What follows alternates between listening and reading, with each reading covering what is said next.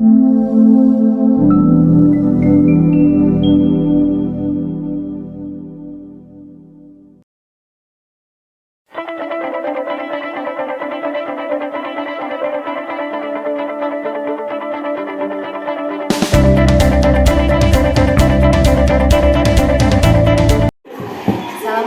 warahmatullahi wabarakatuh. Saya Rika Dewi, calon guru pemuda angkatan 8 dari SMP Negeri 2 Cikidang, Kabupaten Sukabumi, yang mana pada hari ini saya akan melaksanakan coaching klinik supervisi kelas bersama rekan saya, yaitu Bu Reni Erawati SPD, sebagai bentuk bagian dari leadership kemampuan diri yang nantinya kelak menjadi bahan untuk pengembangan kompetensi diri kami sebagai guru. Oke, baiklah, kita mulai saja acara sesi wawancara kali ini bersama Ibu Reni Erawati. Selamat pagi Bu Reni. Oke, gimana kabarnya hari ini? Alhamdulillah, kalau kabar Bu Reni baik. Baik Bu Reni, sebelumnya bisakah Ibu memperkenalkan diri terlebih dahulu?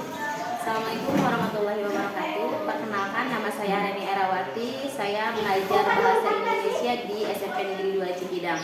Hari ini saya bersama Bu Tika akan melakukan supervisi di kelas 8 dengan materi iklan, slogan, dan poster. Terima kasih Bu Reni atas perkenalannya. Jadi Bu Reni begini ya, bagaimana perasaan Ibu Reni saat akan saya lakukan supervisi?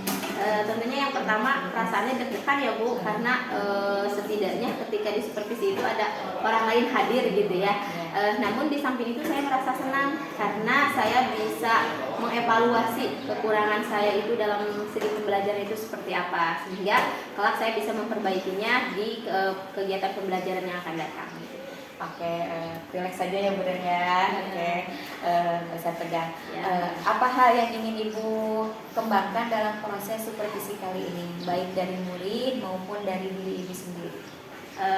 Tentunya kalau dari murid itu saya ingin anak-anak itu bisa mencapai tujuan pembelajaran dari kegiatan pembelajaran hari ini ya. Dimana tujuan pembelajaran hari ini yang mencakup yang pertama itu siswa mampu menyimpulkan isi iklan, slogan, dan poster. Kemudian siswa juga mampu meringkas isi iklan, slogan, dan poster. Jadi yang Ibu Reni ingin kembangkan itu adalah untuk mencapai tujuan pembelajaran ya Bu ya, untuk meningkatkan keaktifan belajar siswa ya. Oke. Selain itu Bu, apa tantangan yang Ibu hadapi dalam mengajar mata pelajaran yang Ibu ambil? Tantangannya banyak ya Bu. Apalagi saya ini termasuk baru pindahan dari sekolah yang lama ke sekolah yang baru gitu ya. Banyak sekali tantangannya untuk menyesuaikan diri yang pertama gitu. Kemudian tantangan yang lainnya itu saya agak sedikit kesulitan ketika mengajar di jam-jam rawan ya, di jam-jam terakhir gitu. Anak sangat sulit sekali untuk berkonsentrasi. Nah, apalagi ketika saya mengajar, kemudian kondisi kelas di sebelahnya itu kebetulan gurunya berhalangan hadir. Nah, kan otomatis kondisi di kelas sebelah itu ribut ya.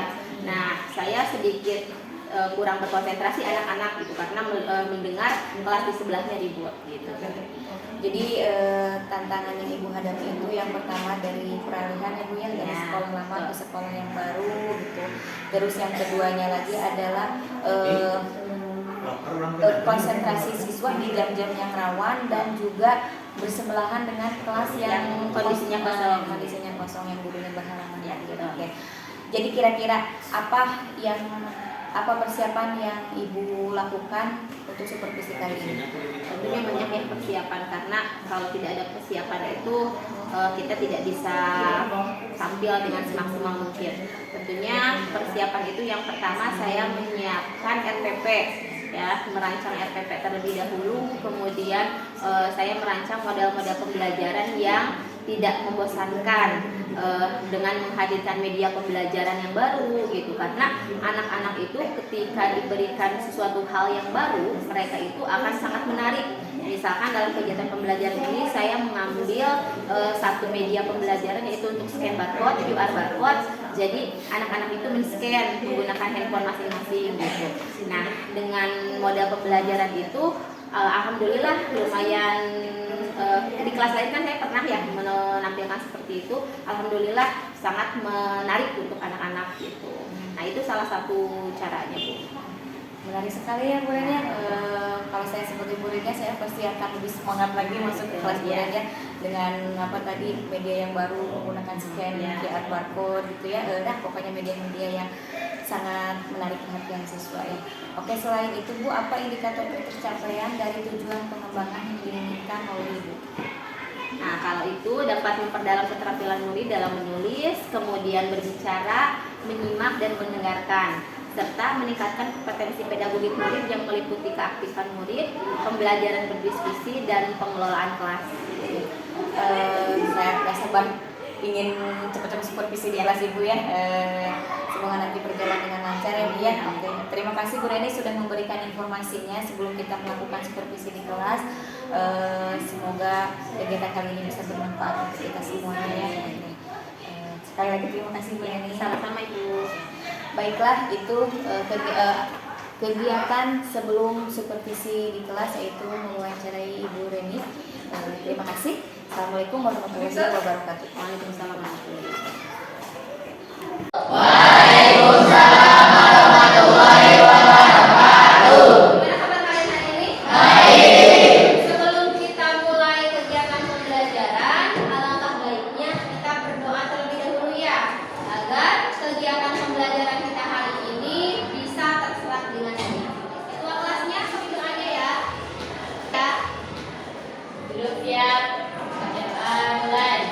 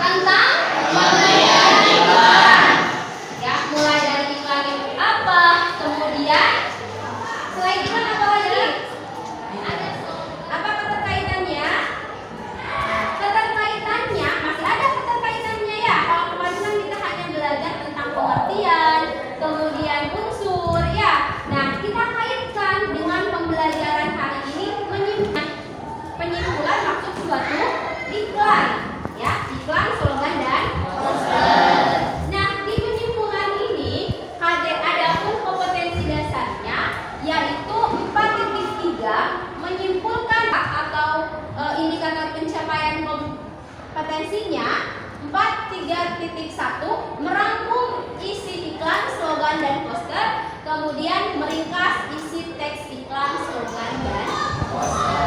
Karena apa? Peserta didik dapat menyimpulkan isi iklan, slogan, ataupun poster. Jadi nanti setelah selesai kegiatan pembelajaran, kalian diharapkan mampu menyimpulkan isi dari maksud suatu iklan. Kalian tahu pola penyajian iklan itu ada apa saja, gitu ya. Nah, yang kalian inginkan saja. Tidak ingin bisa membuat iklan. Ingin bisa membuat iklan. Salah satunya tadi ingin bisa membuat iklan, Bu. Setelah kita paham, nanti kita bisa membuat iklan. Nah, untuk lebih memahaminya, Ibu sudah menyajikan sebuah gambar contoh iklan di sini. Kalian berkelompok, Ibu scan barcode yang ada di depan.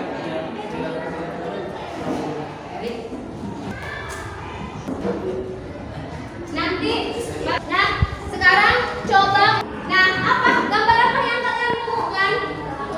Gambar iklan. Ya, di situ adalah gambar iklan. Tentang apa iklannya? Tentang posyandu. Kira-kira isi pihak tertujunya itu siapa kalau posyandu?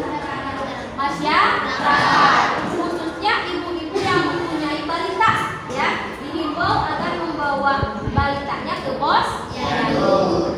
Nah, itu adalah iklan, namanya iklan layanan mempelajari berkaitan dengan pola penyajian iklan, ya, dengan pola penyajian iklan. Nah, iklan, ya, iklan itu dibagi menjadi dua bagian. Kalian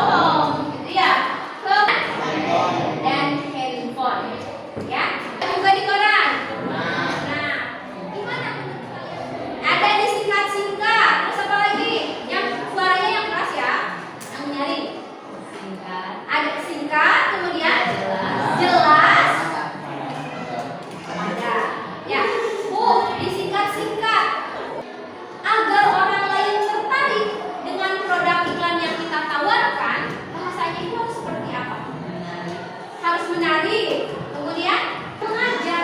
Ya, salah satu harus bersifat mengajar. Nah, bersifat mengajar ini bisa ada yang tersirat dan bisa ada yang tersurat. Kalau tersurat tentunya tertulis. Namanya aja surat gitu ya. Tersurat berarti tertulis.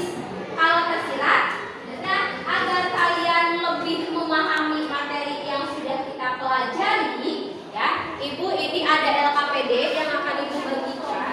Kalian kerjakan berkelompok. Nanti ketika pengerjaan LKPD tersebut, Ibu akan berkeliling sambil memantau dan melakukan penilaian untuk nilai sikap, spiritual dan sosialnya. Ya. Nah, coba perhatikan untuk pengerjaan tugasnya. Di sini kalian harus mengisi nama anggota kelompoknya ya, siapa saja. Kalau kolomnya kurang ditambahkan lagi. Kemudian ini sudah tersaji 3 gambar ya. Kalian tentukan isi teksnya itu tentang apa. Ya, kalian harus menentukan isi teksnya. Kemudian pihak tertujunya siapa kira-kira. Gitu ya. Paham? Ya, kalau ada yang kurang paham boleh ditanyakan ke Ibu.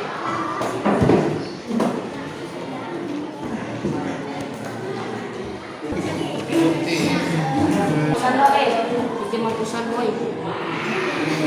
Boy pinjam hapusan. Tapi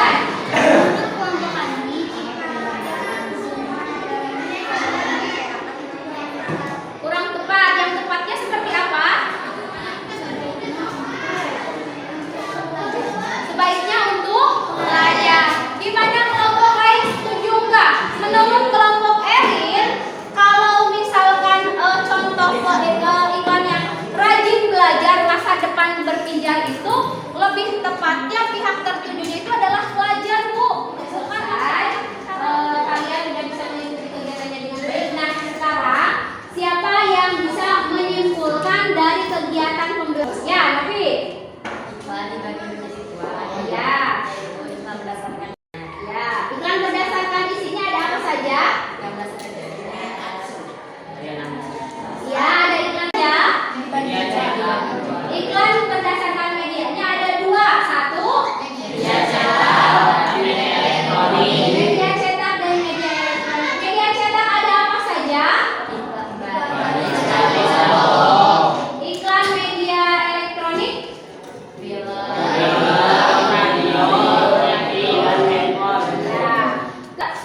Persuasif, artinya mengajak. Ya, ya alhamdulillah. Mudah-mudahan kegiatan pembelajaran hari ini bermanfaat. Jangan sampai setelah belajar di rumah udah aja di sekolah sudah melihat kalian bekerja sama semua ya. Tepuk tangan untuk kalian semua. Mengingatkan kalian berkaitan dengan materi yang akan kita pelajari minggu yang akan datang, yaitu berkaitan dengan pola dan struktur penyajian iklan. Sekalian apa saja. Nanti ketika kita pembelajaran yang akan datang, kalian sudah sedikit siap gitu ya dengan kegiatan pembelajaran yang akan kita lakukan. Nah, sebelum menutup kegiatan hari ini, kita tutup dengan bacaan Alhamdulillah. Ya, terima kasih untuk hari ini. Wassalamualaikum warahmatullahi wabarakatuh.